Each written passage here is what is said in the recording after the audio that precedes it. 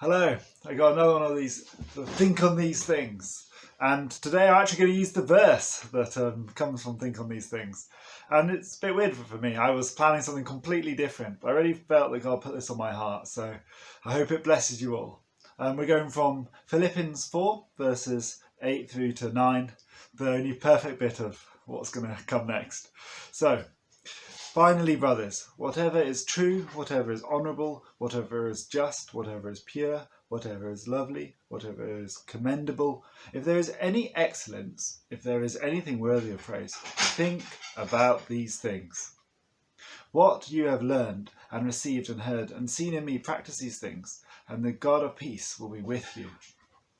So, really, I've been thinking, how much that our lives are transformed about the news that we hear, really, and that how much is negative, and then what happens as we keep carrying this burden, that kind of sits on our shoulders and weighs us down, that as we hear those kind of negative things about fear, is just fed into us.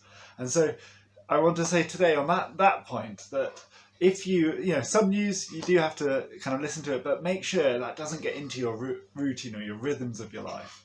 And the other one then is similar to that, is entertainment.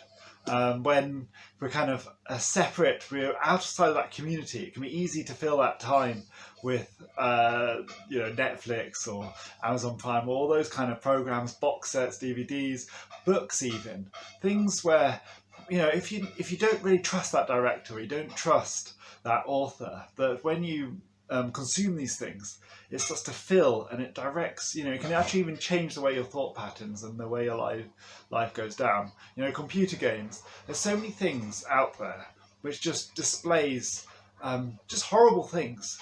And I've found really in my life actually that I used to, when I was a teenager, I grew up, and every time I hit a new age appropriate kind of, milestone, I'd be like, yay, parents, let me watch this thing. I'm old enough. It's like an achievement.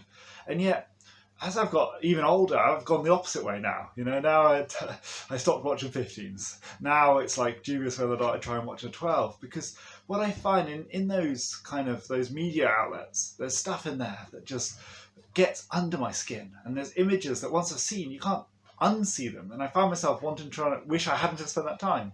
And instead, this passage gives us such useful advice. So rather than think about the news and the fear culture that we're kind of living in, rather than think about the entertainment industry, which kind of displays sin in a way that's attractive to try and hook us into watching a box set, it can be exciting, and yet, what is the thing that's exciting us? Instead, think on what is true, what is honourable, what is just, what is pure, what is lovely, what is commendable, if there's anything of excellence.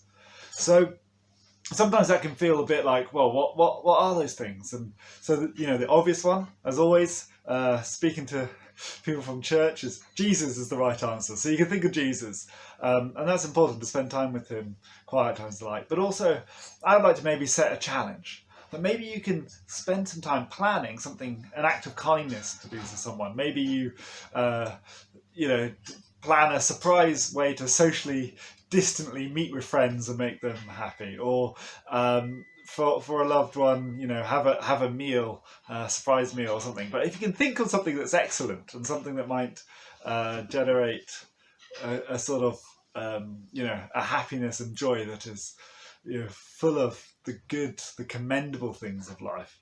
And maybe if you see things in your work, the blessings, the way people go out of their way to help each other in this time, think on the way in which people show love to one another. Those things, just to fill and saturate your life, the blessings that we have, the way we can serve others, the way others serve those around. If we could think on those things, then something that shapes our thought patterns.